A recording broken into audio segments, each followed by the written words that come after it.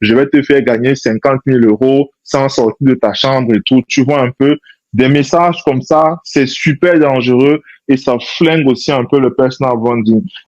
Let's go for the Get-Up Story.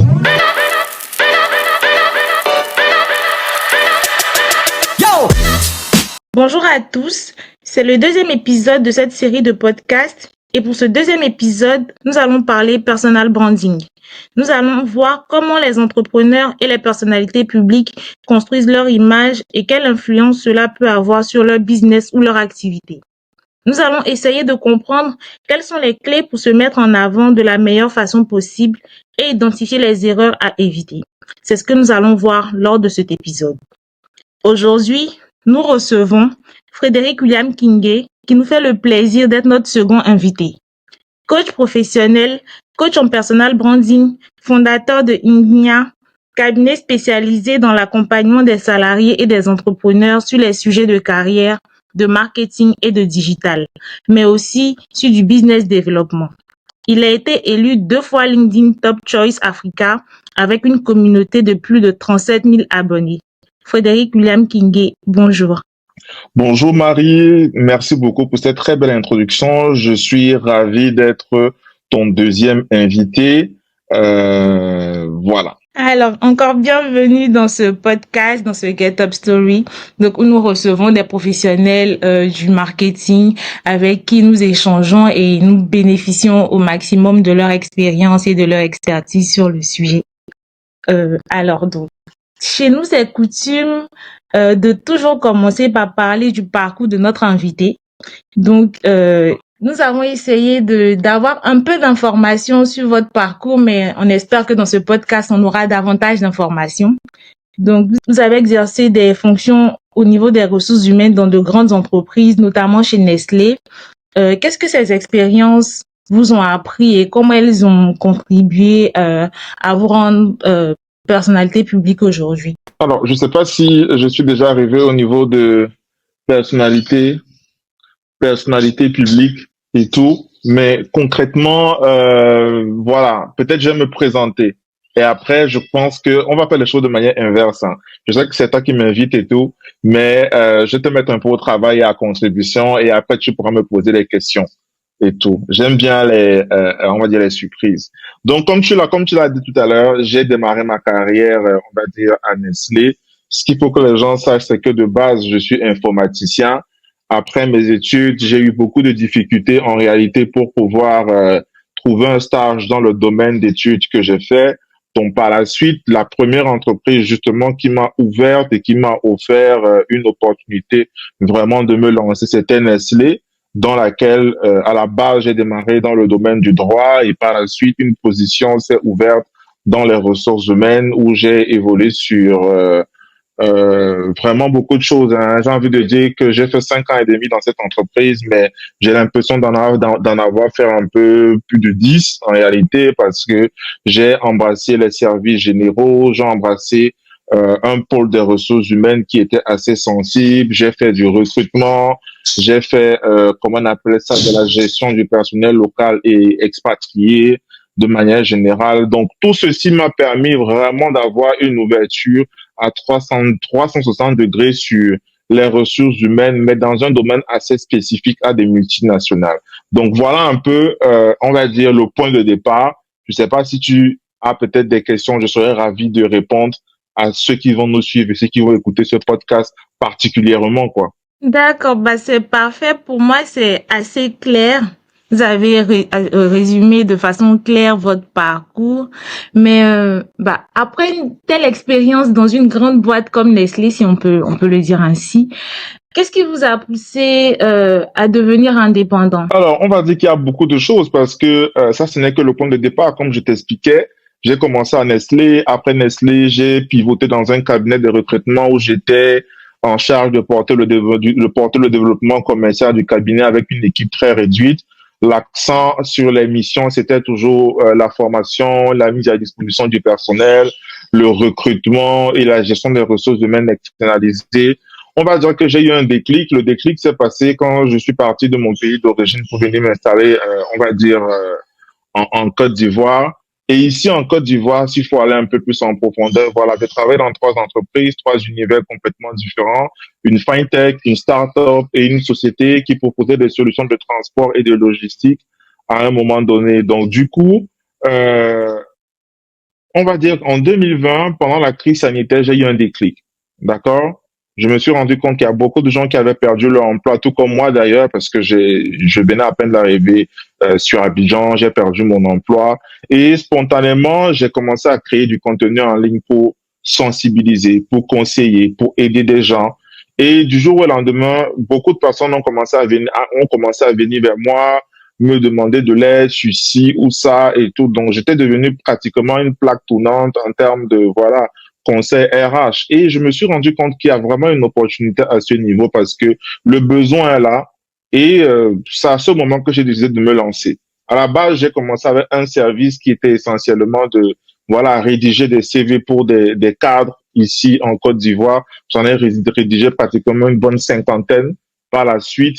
Et après, de fil en aiguille, mon expérience aussi de business developer s'est un peu mise en place et je me suis mis à réfléchir à comment est-ce que je peux mettre en place des offres qui vont être complémentaires, qui vont apporter un peu plus de valeur aux personnes qui me sollicitent. Parce que, comme tu le sais, le CV, ce n'est que le point de départ. Il y a encore comment il faut postuler, il y a l'entretien d'embauche, il y a le mindset qu'il faut travailler, il y a la prise de parole également, il y a encore plein de choses qui rentrent vraiment en ligne dans le développement de carrière. Donc, j'ai réfléchi à tout ça et c'est à ce moment-là que j'ai décidé voilà, de vraiment me lancer dedans. Ce qui est drôle dans l'histoire, s'il faut que je rentre un peu plus dans le détail, c'est que dans toutes les entreprises où j'ai travaillé, à partir du moment où la période Covid s'est terminée, je leur ai dit, ben, écoutez, moi j'ai un business, j'accompagne des gens, ça n'a aucun impact sur votre activité, mais moi je lâche pas ça. Donc si vous êtes d'accord, je signe, on bosse ensemble.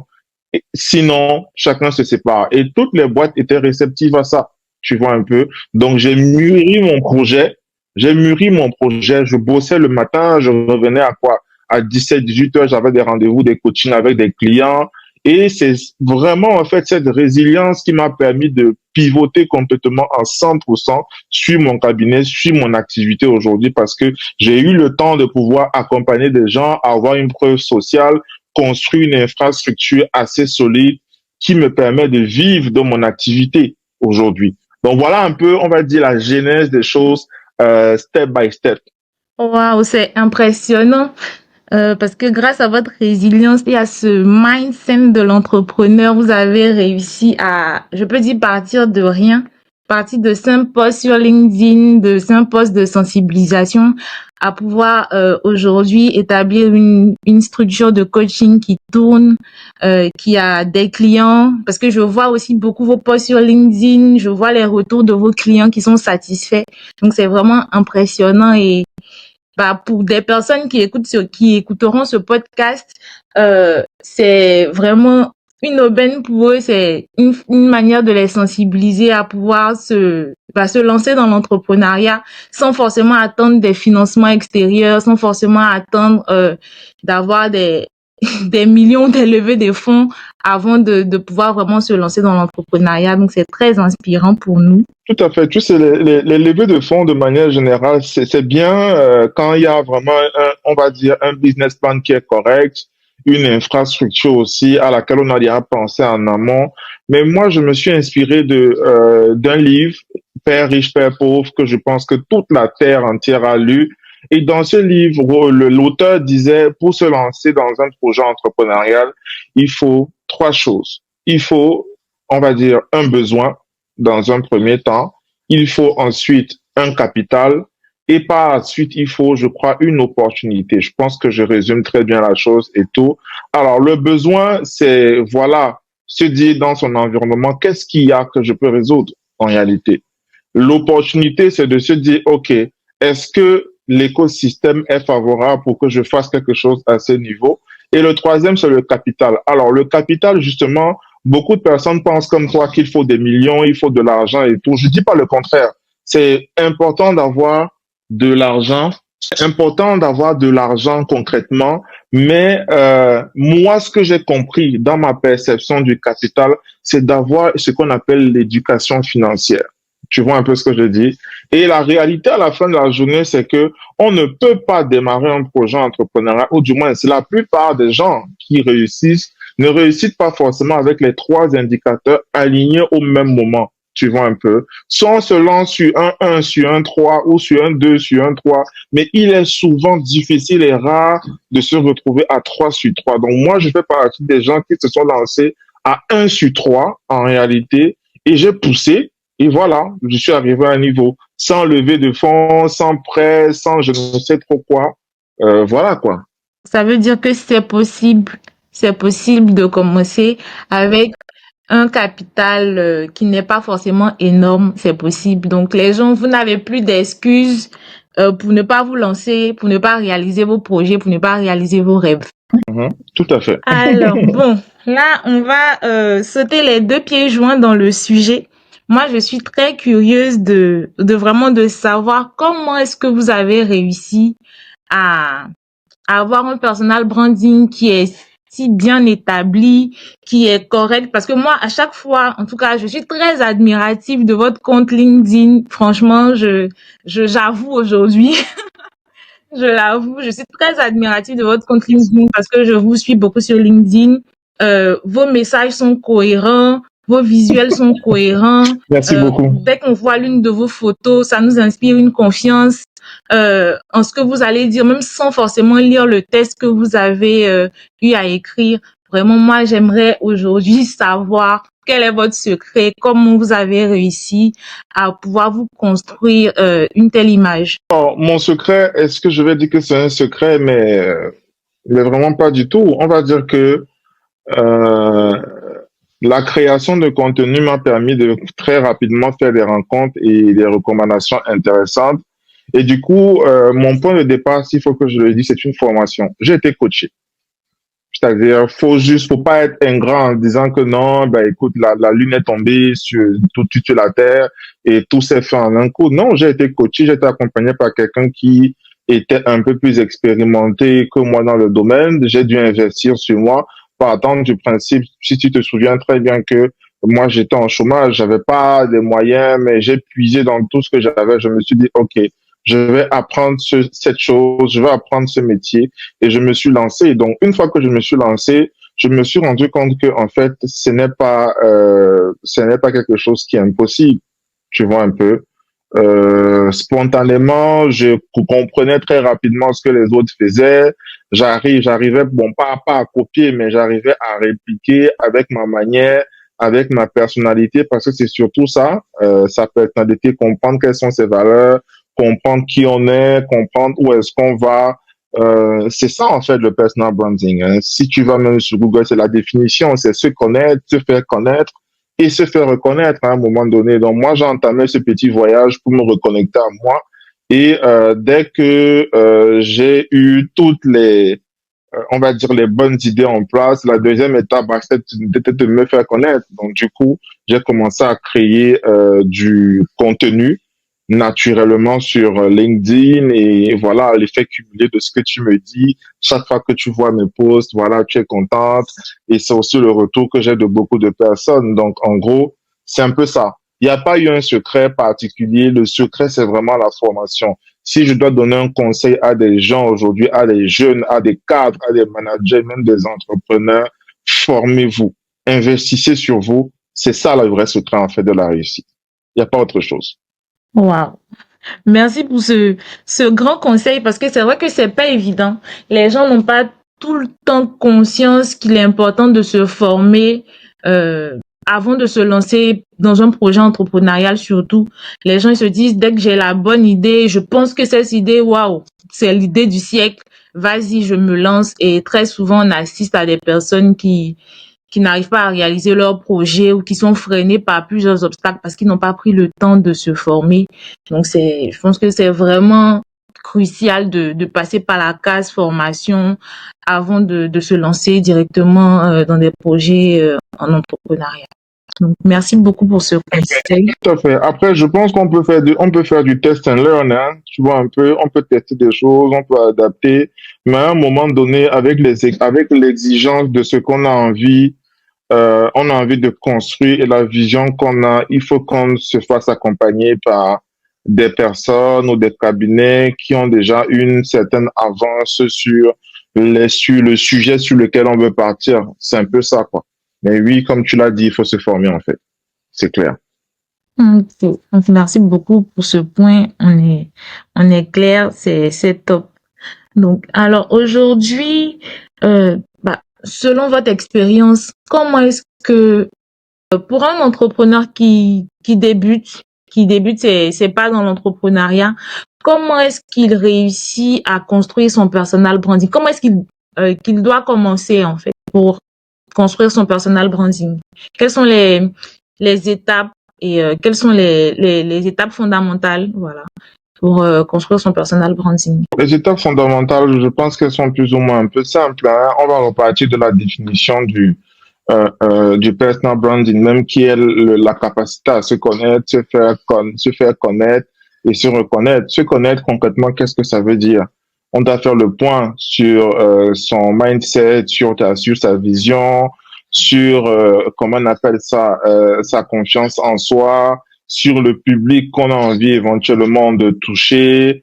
Il y a encore beaucoup d'autres choses, mais pour le moment, ça qui me vient directement en esprit.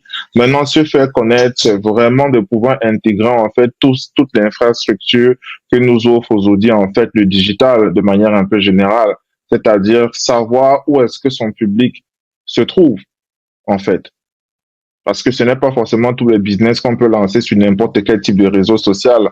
Si par exemple tu me dis que tu vends des vêtements ou peut-être des sacs ou des chaussures, j'ai la faiblesse de penser que ce ne sera pas aussi rapide sur LinkedIn que sur Instagram ou sur Facebook, par exemple. Donc du coup, c'est de savoir où est-ce que notre public se trouve, faire une très bonne étude. Et maintenant, dès qu'on a fait l'étude, c'est vraiment d'apprendre comment fonctionne le réseau. Dès qu'on apprend comment fonctionne le réseau, de base, ce que beaucoup de créateurs de contenu disent et font, voilà, il faut optimiser ses profils sociaux. Il faut aussi peut-être, pourquoi pas, à court terme, hein, dans la stratégie, avoir une page, une landing page ou éventuellement un site web. Mais toujours est-il que il faut aller étape par étape. Moi, j'ai commencé à gagner mes premiers centaines d'euros sans forcément un site web, sans une landing page. Et jusqu'aujourd'hui, pour te dire vrai, c'est parce que je pense que c'est important de commencer à arriver à cette étape-là. Je ne fonctionne pas avec des landing pages. Tout ce que je fais, je le fais de manière organique, en fait. Tu vois un peu, les gens viennent seuls, les gens se confient en moi, les gens s'ouvrent à moi parce que en réalité, l'une des qualités aussi, peut-être on reviendra dessus, d'un entrepreneur qui se veut en fait, on va dire visionnaire et s'inscrit dans la durée, c'est l'accessibilité. Il faut être accessible.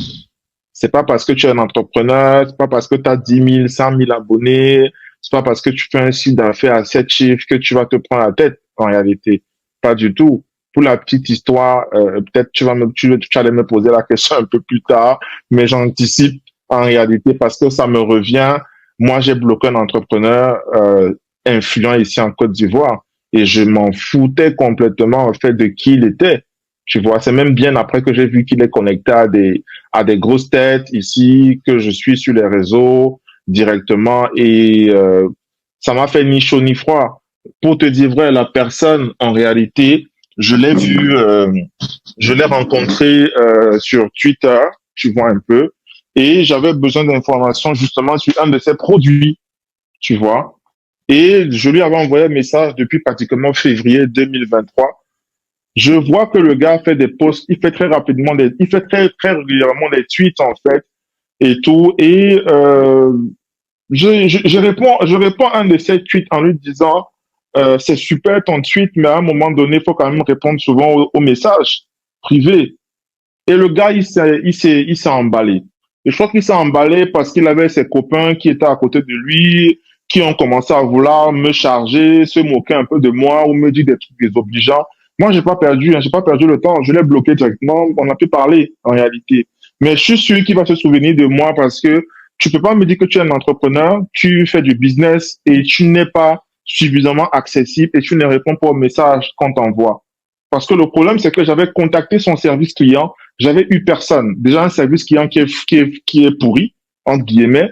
Maintenant, lui-même, en tant que le dirigeant de l'entreprise qui se joue les boss sur les réseaux sociaux, à vouloir rentrer dans des petites, on va dire des petites guéguerres inutiles. Moi, je trouve ça comme ça parce que c'est un peu gamin. Moi, je l'ai bloqué. Après, je suis passé à autre chose. Donc, pour moi, c'est très important. Quand on est un entrepreneur, il faut qu'on se rende accessible. Après, j'ai pas dit qu'il faut être ouvert à tout le monde, mais il faut quand même être super proactif sur un certain nombre de choses. Maintenant, naturellement, se connaître, quand tu as vraiment pris le temps de faire ce travail-là, ce voyage-là, ce questionnement profond, et que tu as pris le temps de trouver le canal par lequel tu vas parler de toi, tu vas parler de ton entreprise, tu vas parler de ton business, tu vas parler de tes produits, tes services et tout ce qu'il faut. Bah, j'ai envie de te dire que naturellement, sans vraiment faire d'efforts, tu as des retours. Les gens vont commencer à te voir, les gens vont venir vers toi. Maintenant, après, en fonction de la maturité de ton activité, tu peux maintenant passer sur tout ce qui rentre un peu dans l'outbound marketing, tu vois un peu. Donc, pour la prospection, mais d'une autre manière, en fait. Donc, pour moi, c'est un peu ça. S'il faut que je réponde à ta première question. D'accord. Donc, en fait, ce que moi j'ai retenu un peu de l'anecdote que tu nous as partagée, c'est que le comportement d'un entrepreneur influence directement sur sa réputation, donc sur son branding. Parce que pour l'exemple que tu nous as partagé, un entrepreneur qui n'est pas accessible, qui ne répond pas aux demandes de ses clients, parce que je peux dire que toi, tu es venu vers lui comme étant un client, déjà, ça gâche sa notoriété parce que euh, comme le témoignage que tu nous as fait de fil en aiguille, de bouche en oreille, si je peux dire ça comme ça, euh, tu ne vas pas le recommander à des personnes qui auront peut-être besoin de son produit ou de son service. Donc déjà, au niveau réputation, il perd des points. Mhm. D'accord. Eh ben, très bien, parce que cette anecdote débouche directement sur la prochaine question que j'avais prévue.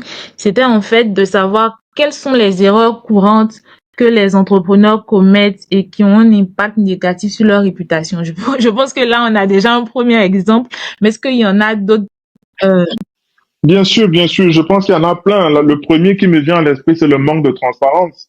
Le manque de transparence dans la communication, peut-être, on va dire sur les réseaux sociaux, le manque de transparence sur la qualité du produit, des services et peut-être aussi l'intégrité qui peut aussi être impactée d'une manière indirecte. Deuxièmement, il y a le service client médiocre, on a pris un exemple tout à l'heure. Si on cherche à vous joindre à un certain moment et qu'on n'a pas de retour, on se lasse et on oublie très rapidement le service en réalité. Le troisième aussi qui me vient peut-être là tout de suite, c'est peut-être un faible engagement sur les médias sociaux. C'est comme je l'ai expliqué au début, moi ce qui m'a permis de me propulser justement c'est LinkedIn, tu vois un peu, parce que j'ai eu le temps de comprendre un peu comment ça fonctionnait, j'ai eu le temps de mettre une très bonne stratégie et tout.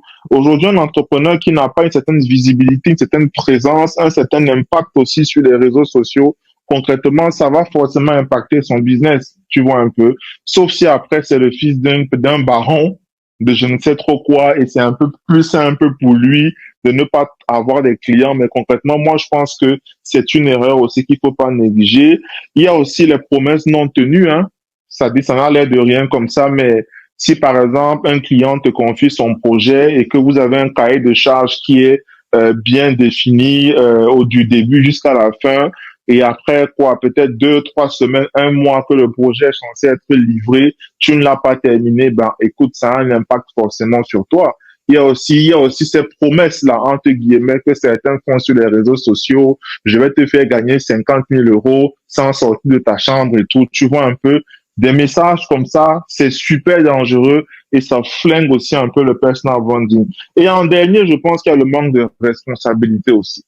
Tu vois un peu, d'un point de vue personnel, dans l'interaction éventuellement avec j'ai envie de dire des prospects, parce que sur LinkedIn ou sur tous les autres réseaux sociaux, toutes les personnes qui sont autour de toi, qui te connaissent ou qui ne te connaissent pas, sont des potentiels prospects ou alors des potentiels prescripteurs. Donc, si tu n'es pas responsable dans ton attitude, dans ta posture, ça devient compliqué. Franchement, c'est très clair au niveau des erreurs parce que ça, c'était vraiment le centre de notre thème de ce jour. Et La question en fait qui me talonne un peu, c'est de savoir mais comment est-ce qu'on peut éviter de tomber dans ce genre de piège? Parce que quand on se lance dans l'entrepreneuriat et surtout quand dans les premiers temps la chance nous sourit, si je peux dire ça comme ça, qu'on commence à faire des chiffres, il y a l'euphorie, il y a la joie, tu te dis oui, bah je me suis lancée il y a quelques mois et là je commence à faire du chiffre d'affaires et tout, et tu ne tardes pas à tomber dans ce genre d'erreur en fait. Par exemple, négliger avoir un service client défectueux, donc négliger les requêtes de certains de tes clients, de certains de tes prospects, ne pas répondre aux messages ou même ne pas respecter forcément les délais que tu donnes à certains de tes clients parce que tu commences à avoir de l'assurance. Et comment éviter de tomber dans ce genre de piège en fait? Pour moi, la réponse va se structurer en un mot, hein, authenticité. Il faut être authentique. Il faut être soi-même, aussi bien sur les réseaux sociaux que dans sa vie personnelle. Tu vois un peu. Pour moi, c'est ça. C'est relativement simple. Il faut avoir une éthique et des codes de travail qui t'empêchent d'arriver à ce niveau-là. Comme tu l'as dit, je pense que le problème de certains entrepreneurs qui commencent déjà à avoir une très bonne visibilité, un très bon chiffre d'affaires et peut-être des invitations ça et là, des événements pour venir parler de leur parcours, bah, ils se prennent la tête. Pour moi, je pense il faut rester authentique. Faut laisser cette casquette d'entrepreneur et parler avec le cœur. C'est même le conseil que je donne souvent aux personnes que j'accompagne. C'est-à-dire surtout ceux qui ont peur de rédiger sur LinkedIn sous prétexte que personne ne va lire. Je dis parlez avec votre cœur. Parlez comme si vous êtes en train de parler à un pote, à un ami qui a besoin de comprendre ce que vous dites. C'est tout en fait. Il faut faire les choses avec le cœur, il faut faire les choses avec les bonnes intentions en réalité. Et après, c'est terminé. C'est aussi simple que ça. Moi, en tout cas, personnellement, je commence à mieux comprendre et ça me permet en même temps d'analyser certains profils d'entrepreneurs pour lesquels je me demandais, mais cette personne a tellement de succès, mais comment est-ce qu'il arrive à rester aussi authentique, comme tu l'as dit, bien à rester aussi humble, à rester aussi ouvert, à rester aussi accessible. Et là, en fait, je comprends que c'est l'un des secrets de réussite d'un entrepreneur, à vrai dire, en fait. Si je dois te prendre un exemple, le premier live, quand je me suis lancé un peu sur des lives sur LinkedIn, parce que j'en faisais à un moment, là, j'ai plus vraiment le temps d'en faire, si j'ai invité un mec qui a 100 000 followers. J'ai dit 100 000. C'est un influenceur en France. Et le gars, très spontanément, il m'a dit, mais Frédéric, quand tu veux, on a préparé le truc. C'est même lui qui m'a aidé à mettre en place, à télécharger les outils, créer le tout. J'ai dit, mais c'était juste incroyable. Donc, quand tu vois des personnes qui ont ce niveau de maturité, ce statut, je dis bien, il est numéro un en France. Donc, il n'a rien à faire avec moi, même si on veut prendre du recul, tu vois un peu. Mais il a accepté de faire un live avec moi. Voilà quoi. C'est tout. Donc, c'est l'humilité, c'est la maturité, c'est de se dire, voilà, je suis un humain. C'est tout. Je suis un humain. C'est ça la question. C'est ça la réponse. Je suis heureuse parce que on est qu'au milieu de ce podcast, mais on a été tellement enrichi par les premières réponses que finalement, même, il y a des questions qu'on a vraiment anticipées et ça, c'est génial. On peut aussi essayer de se demander, mais comment la réputation d'un entrepreneur peut l'aider à avoir un business solide? Je ne sais pas si ma question est assez explicite. Je pense que ta question, on peut la voir sur deux angles. Tu vois un peu. Un entrepreneur, normalement, a ce qu'on appelle la réputation et sa irréputation. Je pense que les deux concepts sont plus ou moins connus. Donc, en ligne, idéalement, il doit avoir une très bonne gestion de ses médias sociaux, c'est-à-dire sa communication doit être claire, doit être cohérente, elle doit aussi être ciblée parce que si on parle à n'importe qui, Si on fait de la public, des contenus ou des communications qui parlent à monsieur tout le monde, à la fin de la journée, on ne touche pas concrètement sa cible.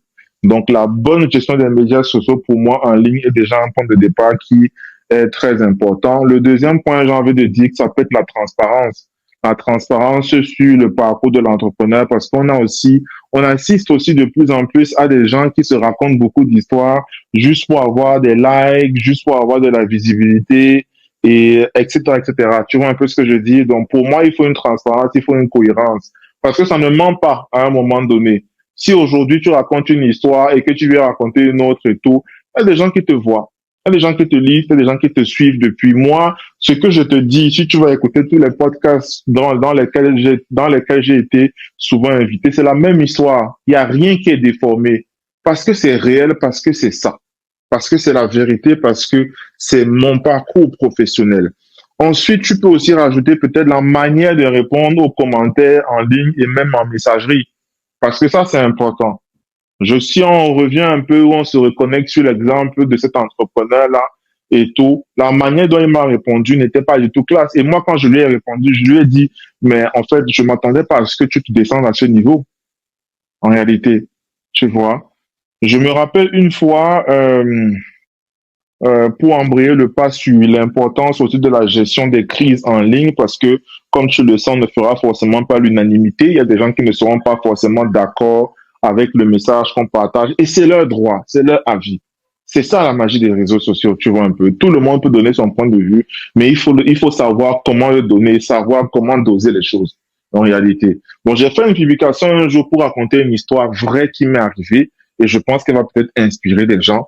Il y a une jeune dame, un peu comme toi et tout, mais une jeune, hein, qui est venue m'écrire un jour sur LinkedIn. Elle me dit, Frédéric, je vois vos publications depuis un moment, j'apprécie beaucoup vos conseils. Il y en a beaucoup que j'ai appliqués, mais jusqu'ici, j'ai des difficultés, j'arrive pas à trouver un emploi. Elle me dit, est-ce que vous pourriez bien me donner, regarder un peu mon CV et tout? Je dis, OK, pas de problème.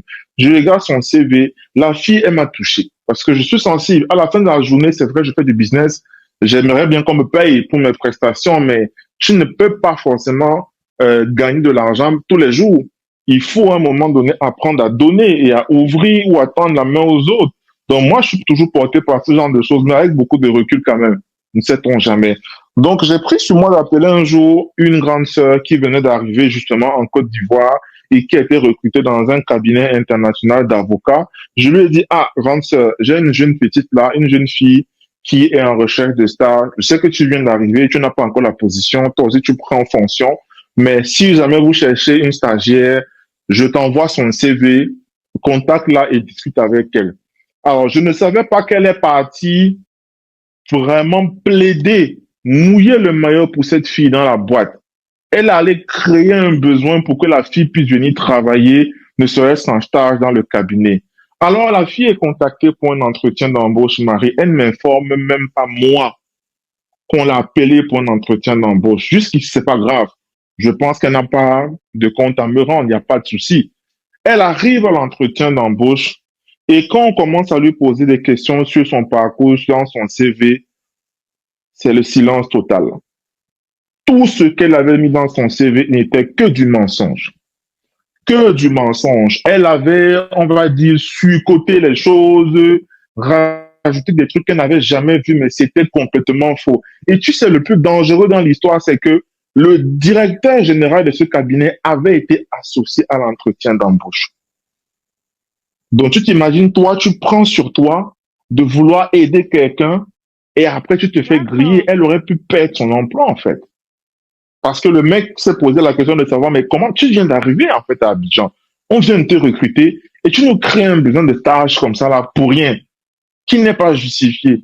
Et le gars a dit non, je vais assister à l'entretien pour voir qui est la fille. L'entretien avait duré, je crois, 7 minutes et la fille est partie. Jusqu'à l'heure où je te parle aujourd'hui, on est en 2023. La fille m'avait contacté entre 2021 et 2022. Je n'ai plus jamais eu de ses nouvelles. Elle ne m'a jamais écrit. Ma grande sœur m'appelle, elle me dit, Frédéric, la fille là, c'était qui? Pourquoi tu m'envoies des gens bizarres? Et moi, ça m'avait beaucoup dérangé parce que c'est des choses comme ça qui entachent ton image et ta réputation sans te rendre compte. Donc, je fais une publication parce qu'il y a justement un autre gars qui vient m'écrire sur LinkedIn, qui me dit, est-ce que tu pourrais partager mon CV sur ton réseau? Je lui ai dit non, je ne fais plus ça. Si tu veux que je partage ton profil, tu prends un coaching chez moi. J'apprends à te connaître, je t'accompagne, je t'explique comment fonctionnent les choses. Et après, je prends sur moi avec mon image, ma réputation et mon cabinet de te mettre en avant sur mon profil, comme je fais pour tous mes autres clients. Pour moi, c'est la base aujourd'hui. Le gars a dit non, voilà, d'accord, il n'y a pas de souci. Il a disparu. Donc, cette situation m'a inspiré à faire une publication qui avait fait, je crois, 40 000 vues, hein, pratiquement. Si monsieur, 40 000 vues, oui. Je fais une publication, je dis, voilà, je ne vais plus jamais recommander des gens parce que voici ce qui s'est passé. Il y a un jeune qui m'a tanné. Il a commenté la publication, mais extrêmement toxique. Il a dit des choses, il m'a insulté, il m'a dit, c'est parce que vous avez réussi, c'est parce que vous avez l'argent, c'est parce que vous... Je dis, il était hors sujet, le mec. Mais à chaque commentaire qu'il faisait, je lui répondais avec de la hauteur. Je n'entrais pas dans son jeu. J'essayais de lui expliquer que je respecte son point de vue. Voilà, voilà. Il m'insulte, il s'enfonce, il s'enfonce. Quand il a commencé à m'insulter, j'ai arrêté de parler avec lui. Ce jour-là, 7 personnes m'ont écrit, 5 sur LinkedIn, 2 sur WhatsApp pour me dire, Frédéric, chapeau bas, parce que je ne sais pas si moi j'aurais tenu face à une situation comme ça. J'ai lu tes commentaires, je me suis dit, mais comment tu fais? Et c'est à ce moment que tu te rends compte que même au niveau des commentaires, il faut pas t'amuser en fait. Les gens te voient, les gens te lisent. Tu dois pas dire tout et n'importe quoi. Et je dis, les gars m'ont félicité. Ils m'ont dit, franchement, tu as de la hauteur. Et justement, c'est des choses que j'apprends aux personnes qui me contactent en leur disant que faites preuve d'assertivité. C'est vrai, c'est pas tout le monde qui arrive à le faire, mais c'est super important. Donc, c'est la petite histoire pour parler un peu de la gestion de crise. Maintenant, après, en ligne, toujours, il faut avoir une très bonne stratégie en termes de marketing de contenu, tu vois un peu.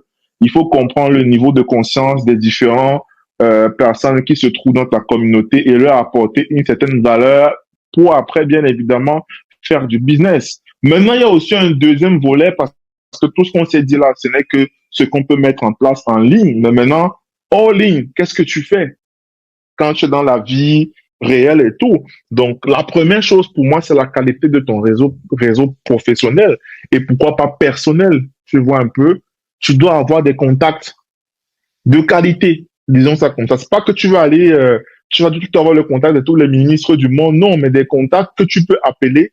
S'il y a une situation, ils peuvent se mobiliser ou ils peuvent t'apporter de l'aide, qu'elle soit physique, morale, spirituelle, pourquoi pas, ou même financière. C'est très important. Maintenant, il y a aussi ce qu'on appelle, il y a aussi quelque chose qui est très important que je trouve aussi un peu dommage, c'est que les entrepreneurs ne prennent pas suffisamment le temps aussi d'être dans des configurations communautaires. Tu vois un peu. Je pense qu'il y a beaucoup de D'accord. choses qu'on peut aussi faire dans nos communautés, par exemple des événements qui sont organisés, des séminaires. On gagnerait aussi souvent à y aller, même si on ne nous paye pas de l'argent. Parce que comme je le disais aujourd'hui, sur la publication que j'ai faite sur LinkedIn, euh, moi, on ne m'a rien, bon, jusqu'à présent, on m'a pas dit quel cachet on me donnera. Et j'ai même pas demandé combien on va me donner, tu vois un peu. On est venu me présenter un projet que j'ai trouvé intéressant, un cadre où j'allais discuter avec des salariés, des entrepreneurs sur ce que moi j'ai fait comme méthode pour évoluer, pour me développer et tout. Et moi, j'ai trouvé ça intéressant, tu vois un peu. Et je suis parti. Donc, voilà autant de petites choses que je pense qu'on peut aussi mettre, par exemple, en ligne pour davantage éviter, entretenir une relation qui va être pérenne et sereine pour son business. Parce que n'oublions pas à la fin de la journée que c'est vrai, on fait du business, mais on ne le fait pas que pour nous. Il y a des gens qui comptent pour nous également. Sur nous, autant pour moi. Donc voilà ce que je peux te dire. Effectivement, effectivement, je suis vraiment d'accord sur ce point et ça m'interpelle un peu parce que tu as parlé de l'importance d'avoir un réseau. Et moi aujourd'hui, bah, je profite de ce cadre pour faire une confession. J'avais tendance parce que là, j'ai pris la décision voilà, de passer de l'autre côté. Mais j'avais tendance à dire, moi, je connais personne. Donc, en vrai, à chaque fois que je devais faire quelque chose, je comptais uniquement sur moi. Même quand j'avais besoin d'autres personnes, je me disais, moi, je connais personne. Je connais personne dans tel domaine, je connais personne, j'ai pas de réseau. Donc bon, voilà, j'essaie de me débrouiller. Si je peux pas, je peux pas, mais en vrai, je connais personne. Et je me suis très vite rendu compte que c'était un frein pour moi, déjà pour pouvoir rentrer dans certains domaines, pour pouvoir toucher certains secteurs d'activité, pour pouvoir toucher certaines personnes qui pourront être de bonnes connexions pour moi. C'était un frein. Donc aujourd'hui, moi en tout cas, je profite de ce podcast-là pour savoir comment. L'affaire de réseau, c'est quelque chose qui est très bizarre, Marie. C'est bizarre parce que quand moi j'étais un peu plus jeune, quand j'entendais parler de réseau, je me disais que ah, c'est certainement des sectes ou c'est certainement des trucs bizarres, bizarres. Et on a grandi un peu avec ça, tu vois. Cette vision un peu erronée du réseau. En ce moment, j'accompagne des étudiants qui sont à La Réunion et justement, dans le cadre de leur programme, on a beaucoup parlé de personal branding. Et je leur ai expliqué tout récemment que ce construire un réseau, ce n'est pas avoir le numéro d'un DG ou de 10 DG, de 15 DRH dans son portable. Tu vois un peu? Non. C'est de commencer avec ce qu'on a. Tu es étudiant. Pourquoi ne pas commencer à créer ou quelqu'un prend l'initiative de mettre en place un groupe WhatsApp, tu vois un peu, d'étudiants de différentes villes qui vont éventuellement en fait discuter sur des choses, des sujets d'intérêt commun. Tu vois un peu ce que je dis? Parce que la réalité à la fin de la journée, c'est que vous allez tous finir vos études. Après, je ne souhaite pas qu'une personne échoue, tu vois un peu, mais vous n'allez pas réussir à tous entrer dans le monde professionnel. Donc, l'idée en se créant un réseau d'étudiants, même en partant de 2, 3, 4, 5 personnes, c'est de se dire que si Marie réussit à trouver un CDI dans une entreprise, Marie est nos yeux, Marie est nos oreilles et elle peut nous donner des conseils, elle peut nous dire s'il y a des opportunités à gauche et à droite, elle partage dans le réseau et c'est comme ça que une personne vient avec une autre, ainsi de suite, ainsi de suite et après vous devenez un maillot solide. Moi, je regrette énormément la période étudiantine parce que l'ouverture d'esprit que j'ai aujourd'hui est juste incroyable. Tu t'imagines un peu si j'avais gardé, on avait créé quelque chose, un réseau entre nous, on aurait peut-être aidé certains de nos camarades à évoluer. Moi, j'ai des camarades, par exemple, qui ont fait, on a eu la licence, mais les gars, ils font la moto, ils font le transport parce qu'ils n'ont pas réussi à trouver un travail. Mais pourtant, il y a d'autres qui sont très bien dans de très grosses boîtes et voilà, qui sont dans leur coin. Après, on ne peut pas forcer quelqu'un à aider l'autre. Mais si on avait créé un cadre, tu vois un peu, d'échange, de discussion, de partage de bonnes informations, à défaut des groupes où on cotise pour aller à CINI, on cotise pour aller à BBR, des trucs comme ça, ben, écoute, on serait bien avancé. Donc, à partir d'aujourd'hui, sache que le réseau n'a pas besoin d'être un DG ou un PDG. Non, le réseau, c'est ton ami qui est à côté de toi, avec qui tu as une très bonne relation. Le réseau, c'est un de tes camarades étudiants qui, en fait, vous réunissez et vous utilisez ce qu'on appelle l'intelligence collective et l'intelligence sociale. C'est tout. Et après, vous allez faire votre petit réseau. C'est vrai.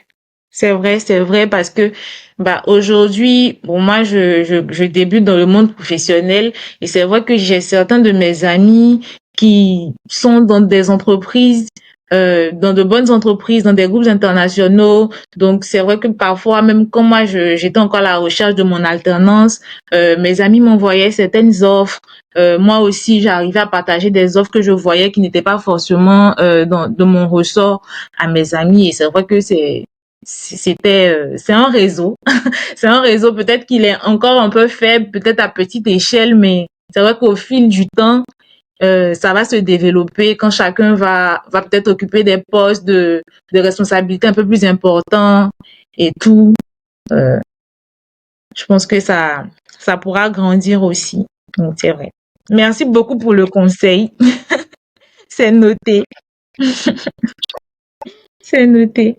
Donc là, moi, je voulais savoir, est-ce que il existe des outils qui permettent de gérer disons, sa e-réputation? Parce que bon, si on veut rester en ligne, est-ce qu'on a des outils qui permettent déjà d'aider les entrepreneurs, par exemple, à faire des créations de contenu qui sont pertinentes, ce genre de choses? Est-ce que ça existe? Je pense qu'il y a plein d'outils, hein. Pour te dire vrai, je suis quelqu'un d'assez traditionnel. Ça n'a l'air de rien comme ça, mais moi, j'ai des blocs-notes dans lesquels j'écris mes publications parce que j'aime beaucoup écrire. Je lis aussi des documents. Aujourd'hui, tout le monde est un peu porté sur tout ce qui est un peu digital. Je pense qu'il y a Notion. J'ai entendu parler, je n'ai pas encore testé, mais j'ai entendu parler qui est pas mal, qui permet de pouvoir centraliser vraiment un certain nombre de choses dans la créa de contenu. Maintenant, pour les entrepreneurs qui ont une équipe, je pense aussi qu'il y a Trello qui n'est pas mal et tout. Maintenant, si on va sur les réseaux sociaux, s'il faut peut-être se dire que voilà, on doit programmer ces campagnes de publication et des choses comme ça. On a HotSuite qui est pas mal, il y a Buffer aussi qui n'est pas mal, il y a Agora Pulse, mais de plus en plus aujourd'hui, les réseaux sociaux même sont en train d'intégrer des outils et des moyens, des méthodes de programmation des publications. Donc, même ces outils externes qui nous aidaient encore jusqu'à il y a 2, 3 ans commencent à devenir un peu, on va dire, obsolètes. Maintenant, sur la création de contenu, écoute, il y a de plus en plus d'outils fabriqués et générés par l'intelligence artificielle qui font des choses de dingue. Mais moi, j'ai toujours un recul par rapport à ça et je préfère vraiment que les gens apprennent à écrire.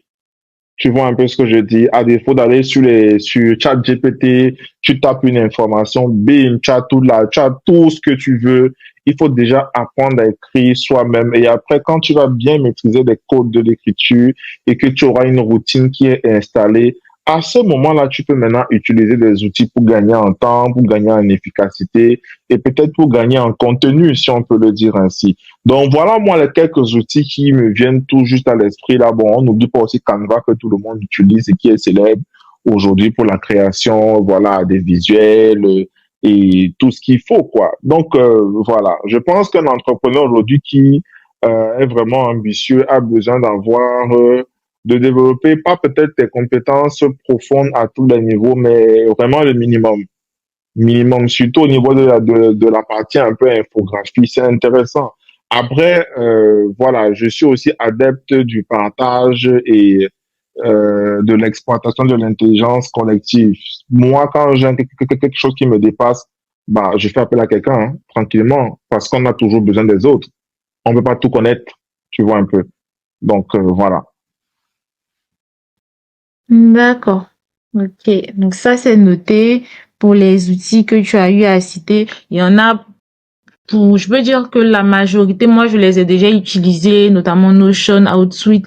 C'est vraiment des outils qui sont beaucoup intéressants pour les créateurs de contenu. Donc, je suis totalement d'accord avec toi. Euh, je ne sais pas si tu as déjà entendu parler, je pense que tu as déjà entendu parler de ça. C'est disons, je peux pas l'appeler forcément nouveau, mais je peux dire qu'il émerge ces dernières années. C'est le métier de copywriter. On entend beaucoup parler de ça sur LinkedIn surtout. Est-ce que, selon toi, un entrepreneur qui se lance, parce que là, vraiment, on essaie de s'adresser à des personnes qui sont en début de carrière dans l'entrepreneuriat, est-ce que tu conseillerais à un nouvel entrepreneur d'avoir recours directement à un copywriter quand il pense qu'il n'a pas forcément peut-être les compétences pour lui-même écrire des posts pour son LinkedIn? Quel est ton avis sur ce sujet? Question de temps, hein. Tout est une question de temps. Moi, généralement, je suis aussi ghostwriter. C'est vrai que c'est pas la chose que je dis le plus souvent sur mes réseaux sociaux, mais je fais beaucoup de ghostwriting pour des personnes, pour des dirigeants surtout, et même des cadres. C'est une question de temps. Quand tu essaies d'évaluer stratégiquement le temps que tu as, il faut se poser la question de savoir si tu peux, on va dire, faire les choses de toi-même. Donc moi, je dirais oui, je dirais non. Si on n'a vraiment pas le temps dans son activité ou éventuellement dans son business, oui, on peut faire appel à un ghostwriter qui va faire le job pour nous. Mais je pense que si on a le temps, c'est toujours mieux d'apprendre quand même comment est-ce que ça fonctionne, les frameworks éventuellement, les tonalités et les types de contenus pour pouvoir en fait ancrer la chose. Et après, ça n'empêche pas que un peu plus tard, on fasse toujours appel à un ghostwriter pour nous libérer de cette tâche. Donc voilà un peu mon avis sur la question. Ok, c'est bien noté. Parce que moi, j'ai posé cette question parce que moi, honnêtement, j'avais un avis assez tranché sur ce sujet et je me disais que les personnes te suivent, même si j'aime pas trop employer ce terme, mais les personnes suivent tes contenus pour ton authenticité. Voilà, si je peux le dire ainsi. Et les personnes t'aiment, les personnes sont peut-être attachées à ta marque ou à ton entreprise pour ton authenticité, pour qui tu es. Donc, déléguer la création totalement, la création de ces contenus à une autre personne, pour moi, Bon, après, tu sais, quand on dit déléguer, ce n'est pas forcément que la personne va faire ce qu'il veut. Non, pas du tout. Généralement, ce qui se passe, c'est que quand tu t'inscris dans une mission de ghostwriting, tout ce que tu vas partager sur le contenu de ton client, bah, tu les valides, en fait. Ce qui implique d'avoir une relation assez proche avec le client, comprendre un peu son vécu, comprendre son histoire, comprendre son parcours. C'est vrai que tu ne pourras pas vraiment être lui à 800%, mais au moins tu auras des bases. Et maintenant, quand toi tu vas rédiger, par exemple, parce que moi c'est souvent ce que je fais, hein, quand je rédige des publications, j'essaie un peu de me rappeler des échanges que j'ai eus avec la personne, le contexte, les sujets sur lesquels il aime souvent partir. Et quand je lui envoie, bah, si ça lui plaît, il valide. Si ça lui plaît pas, il modifie certaines choses et me donne peut-être un peu plus d'informations sur l'angle que je dois prendre pour aborder un certain type de sujet. Donc, ce que je dois surtout comprendre, c'est que c'est pas comme si c'est une mission autonome sur laquelle le ghostwriter fait tout et n'importe quoi. Tu vois un peu? Pas du tout. Il y a une validation, il y a un cahier de charge, il y a un certain nombre d'éléments qui sont très bien encadrés. Maintenant, là où il peut avoir un problème, et là je peux te comprendre, c'est que voilà, tu confies à un ghostwriter et tu tournes le dos, tu ne sais même pas ce qu'il fait sur tes comptes. Du jour au lendemain, tu entends seulement qu'il y a une situation, tu ne sais même pas par où commencer parce que tu n'as jamais été présent. C'est la raison pour laquelle moi, avant de m'inscrire dans un projet de ghostwriting avec un client, je lui dis, il va falloir que tu te disponibilises. Il va falloir que tu aies le temps. Il va falloir que tu vois des choses. Il va falloir que tu répondes aussi à des commentaires, par exemple. Parce que moi, je peux répondre à mes commentaires avec les bonnes intentions que j'ai. Mais à la fin de la journée, c'est quand même ton compte. Donc, il faut que tu puisses allouer ne serait-ce que 30 minutes par jour sur ton compte ou sur tes publications pour gérer les choses de toi-même. Donc, en gros, c'est ça. Et ça, il faut, en fait, à un moment donné, l'imposer aux clients qui nous sollicitent. Sinon, après, ça devient n'importe quoi. Et à un moment donné, la personne va même avoir l'impression que tu veux seulement faire comme tu veux, alors que c'est juste qu'elle n'est pas disponible et vous n'avez pas créé un cadre assez contractuel d'échange sur le contenu des publications. C'est surtout ça. ok, d'accord. Bon, là, par contre, je suis totalement d'accord, je suis totalement d'accord et c'est vrai que ça change un peu ma perception de ce métier, si je peux le dire ainsi. Quoique je pense il est important pour les personnes comme tu l'as signifié, qui n'ont pas le temps de vraiment être opérationnels sur les réseaux sociaux, qui ont d'autres responsabilités, qui ont d'autres tâches à gérer. Ok, donc ça c'est bon pour ce point. Donc en termes de préoccupation, je veux dire la question, l'avant-dernière question sur le sujet, c'est de savoir de façon concrète comment est-ce qu'on arrive à, à gérer des crises liées à la réputation. Par exemple, il y a plusieurs entrepreneurs qui se sont retrouvés dans des situations un peu délicates et bah, les informations ont fuité, cela a entaché leur réputation et on sait que la réputation influence directement sur ton activité, voire même sur ton chiffre d'affaires. Et comment est-ce qu'on arrive à pouvoir résoudre ce genre de cas? La communication, hein, il faut comprendre en fait les sources de la situation, les sources du problème, du conflit, et peut-être tirer les choses au clair, quoi. Généralement, les entrepreneurs d'un certain niveau ont souvent ce qu'on appelle des chargés de communication qui sont aussi capables de pouvoir, comment on appelle ça, rédiger des communiqués de presse, si je prends un peu l'exemple comme ça, pour pouvoir un peu désengorger les choses. Mais concrètement, je crois que dans l'équipe aussi, il faut avoir des personnes qui ont de l'expérience dans ce qu'on appelle la communication de crise et la communication institutionnelle. Alors moi, je ne suis pas vraiment spécialisé dans ce domaine. Je n'ai pas aussi encore eu la chance concrètement de pouvoir voir avoir des entrepreneurs qui ont vécu des situations un peu comme ça.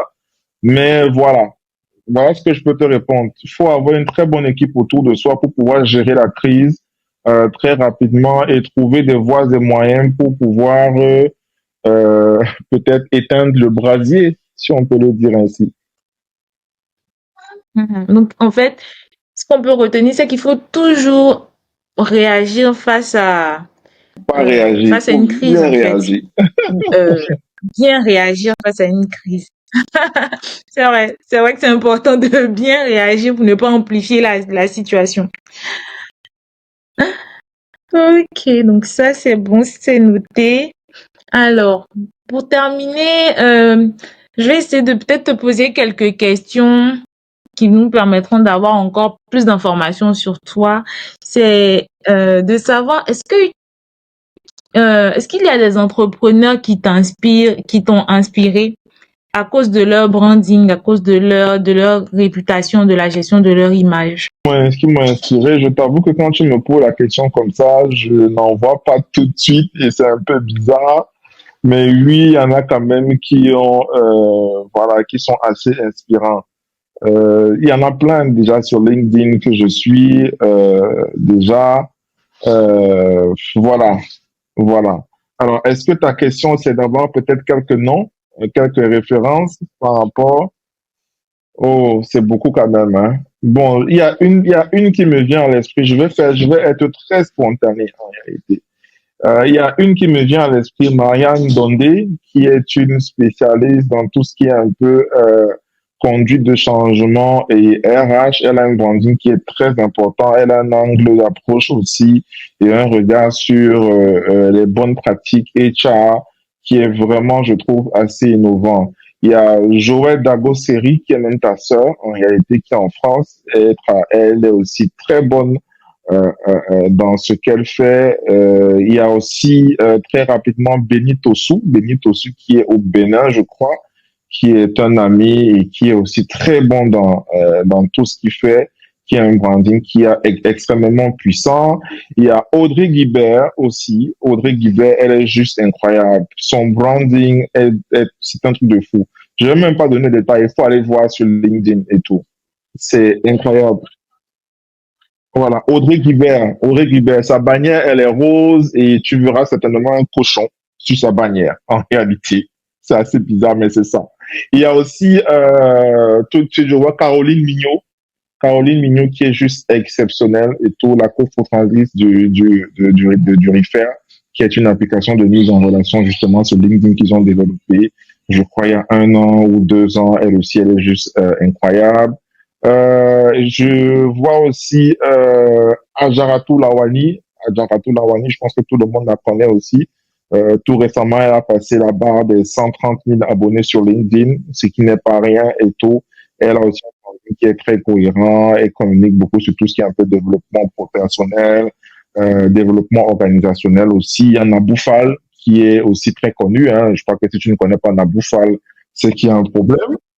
Voilà, c'est que tu n'es pas sur LinkedIn, il y a un Parce que problème. LinkedIn, Il y a Christiane Oyin Traoré aussi, qui a un branding qui est extrêmement puissant. Elle est la fondatrice de l'association Women in Logistics Africa.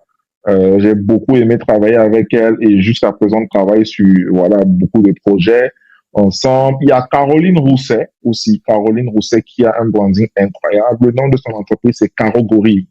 Je pense que c'est Karogi ou Karogori. Donc, elle aussi, euh, voilà, elle fait de très belles choses que j'apprécie beaucoup. Chaque fois que je vois ses publications, je ne demande pas de manquer d'y réagir, de commenter et tout ça. Il y a aussi Jean-Baptiste Baron, qui est un entrepreneur qui est en France aussi, qui est juste exceptionnel également. Le gars a une manière très particulière d'aborder tout ce qui est un peu gestion du temps, productivité et bonne pratique, on va dire quelquefois liées à ouais l'efficacité personnelle, la gestion de son bien-être, des trucs comme ça, quoi. Donc voilà. Écoute, il y a beaucoup. Je pense que si je commence à fermer les yeux, je vais te citer des tonnes de gens. Voilà. Mais voilà ce qui me vient directement en esprit là. Il y a aussi Michel Coury que tout le monde connaît, hein. Si tu le connais pas, c'est que il y a un problème aussi. Michel Coury, il a quand même 300 000 ou 200 000 followers sur LinkedIn. C'est un top voice déjà. Et c'est avec lui justement que j'ai fait mon premier live lorsque je me lançais sur les lives sur LinkedIn et tout. Il fait de très belles choses également. Donc voilà, voilà. Alors, merci beaucoup. C'est, c'est intéressant de savoir que bah, vous avez des personnes aussi qui vous inspirent et que tu n'es pas forcément centré sur ce que tu fais, mais que tu as un regard extérieur qui te permet de toujours te challenger en fait. De toute façon, moi je fais partie de ceux qui pensent qu'on grandit, on se développe au contact des autres, hein. Ce n'est pas en restant dans son coin que on va être la meilleure. Et c'est même surtout en partageant qu'on s'attire de nouvelles opportunités. Parce que qu'on se le dise sincèrement, la répétition est la mère de la science. Tous les sujets que tu vas forcément voir sur les réseaux sociaux ont déjà été abordés, ont déjà été traités, tu vois un peu. Mais ce qui fait la différence, c'est toi. C'est l'angle que tu prends. C'est la manière dont tu vois la chose qui donne, j'ai envie de dire, un souffle de vie nouveau à un sujet qui a déjà été traité 1000 fois. C'est pour ça que je dis, faut pas se prendre la tête à chercher à inventer des contenus incroyables que les gens vont aimer. Non, pas du tout. Tout est déjà là. La Terre est ronde. Est-ce qu'elle va devenir plate un jour? Je ne crois pas. Donc, on n'invente pas la roue, en gros. Effectivement, c'est très clair. Alors, bah, pour terminer, euh, est-ce que tu as un conseil que tu aimerais donner euh, aux nouveaux entrepreneurs qui n'ont pas forcément une présence digitale ou même une présence qui sont pas encore connus?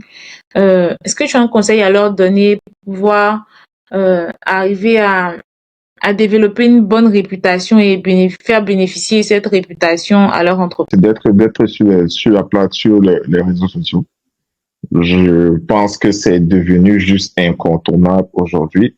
Pour moi, c'est la base et je crois qu'on n'a pas besoin d'avoir des millions pour avoir un smartphone correct. Après, oui, c'est vrai, l'iPhone 15 coûte cher, c'est pas faux. Mais on peut déjà avoir un très bon téléphone, on peut avoir une connexion Internet et on décide de se lancer sur les réseaux sociaux. Pour moi, c'est la meilleure des choses. Maintenant, pour ceux qui n'ont vraiment pas les moyens, c'est vrai que ce n'est pas impossible parce que je connais aussi des gens, hein, c'est-à-dire si on prend l'exemple de, il y a un acteur, autant pour moi, qui me vient à l'esprit, Keanu Reeves. Keanu Reeves, celui qui a fait Matrix, celui qui a aussi fait comment on appelle c'est la saga mythique là. Oh là là, Keanu Reeves, il a fait des trucs là. J'ai presque envie d'aller sur Internet, demander sur le podcast. Il faut pas tricher. Il y a Keanu Reeves en fait qui a un branding qui est incroyable. Keanu Reeves, c'est vrai que bon, ce qui lui a donné une visibilité énorme, c'est le fait qu'il soit acteur, mais il a aucune présence sur les réseaux sociaux. Il n'a pas de compte Instagram, il n'a pas de compte, il n'est pas sur les réseaux. Limite, tu te demandes comment le mec vit. Donc, pour ce type de personnes-là, entre guillemets, ce qui serait intéressant, c'est d'aller peut-être de développer une présence dans les médias ou peut-être se rendre disponible dans des événements où on va très souvent te voir et petit à petit, ta notoriété va grimper. Mais je pense que le moyen le plus rapide, quand même, c'est de commencer d'utiliser les réseaux sociaux. Il faut avoir des compétences dessus et il faut aussi surtout avoir un projet. Il faut avoir une idée de ce qu'on a envie de faire et se poser la question, quel est le besoin que je peux résoudre? Et très souvent, les besoins sont autour de nous. On a envie juste de faire des choses comme des blancs ou comme d'autres personnes, mais vraiment, c'est là. Et il faut qu'on pense, en fait, on pense par rapport à notre environnement. Tu vois un peu. Pour moi, c'est ça. Moi, j'ai réussi à exploiter une situation parce qu'elle s'est présentée à moi et parce que j'étais dans une infrastructure où je pouvais m'exprimer et toucher des personnes directement. D'autres n'auront peut-être pas cette chance-là, mais toujours est-il qu'il faut qu'ils se posent la question de savoir quel est le problème que je suis capable de résoudre pour quelqu'un et comment est-ce que je peux investir dessus pour le développer, pour pouvoir aider une, deux, trois, quatre, cinq personnes. À partir du moment où tu arrives déjà à avoir même cinq clients, Marie, cinq clients, c'est excellent. Pourquoi avoir besoin d'avoir 20 clients? 5 clients, c'est déjà très bon. Parce qu'avec 5 clients, si tu as une très bonne stratégie de marketing de contenu, ces 5 clients-là seront une excellente preuve sociale pour toi qui te permettra d'attirer 15 clients par la suite, 20, 30, 40, et après tu vas te rendre compte un matin que tu as 100 clients dans ton portefeuille, comme la blague. Donc, c'est un peu ça. Il faut commencer petit à petit, accepter vraiment d'apprendre et se faire accompagner si on sent qu'on n'a pas toutes les compétences pour y arriver seul. Merci beaucoup pour cet élément de réponse. Donc, ce que nous allons retenir de cet échange et de ces conseils que tu viens de nous donner, c'est premièrement d'être présent. Donc, pour toute personne qui désire se lancer dans l'entrepreneuriat, vous devez être présent sur les réseaux sociaux parce que nous sommes à l'ère du digital et que le monde évolue. Donc, si vous avez la possibilité d'avoir une présence digitale, ne négligez pas cet aspect. Après, c'est d'avoir une idée claire, assez précise et qui répond à un besoin précis et un besoin concret. Ou si vous n'avez pas d'idée qui répond à un besoin, bah, vous allez devoir créer le besoin.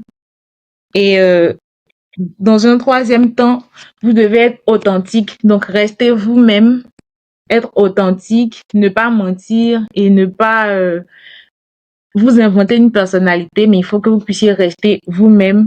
Et le dernier point, c'est de pouvoir accepter d'apprendre, accepter de vous former. J'espère que j'ai bien résumé les conseils que tu nous as donnés. Bah, écoute, je pense que oui, il y a beaucoup de choses qu'on s'est dit dès le début. On est un peu allé dans tous les sens, mais ceux qui vont écouter avec des oreilles vraiment attentives pourront noter de très bonnes choses, je pense. Effectivement. Alors, merci beaucoup, Frédéric, de nous avoir accordé ton temps, de nous avoir partagé ton expertise. Ça a été un échange très productif et très chaleureux. En tout cas, moi, j'ai vraiment adoré passer cet enregistrement de podcast avec toi. J'espère que ça a été ton cas aussi. Intéressant, vraiment merci encore pour l'invitation. Moi, je suis toujours très content de pouvoir partager un tout petit peu de mon savoir parce que quand tu le gardes pour toi seul, à la fin de la journée, ça ne te sert à rien. Alors que ça peut ça peut se transformer en une richesse pour quelqu'un. Ça peut aussi créer un déclic dans l'esprit d'une personne et après, voilà. En tout cas, merci beaucoup. Merci d'être passé sur le Get Up Story. Alors, merci à tous de nous avoir suivis. N'hésitez pas à vous abonner à la chaîne YouTube. Ça nous permettra de proposer des meilleurs contenus et de continuer à découvrir avec vous les clés pour vous rendre meilleur en tant que professionnel ou entrepreneur. Vous pouvez retrouver notre podcast sur Spotify et sur la chaîne YouTube, sans oublier de vous abonner à mon compte LinkedIn, Marie-Stella Ogu. À bientôt pour un Get Up Story.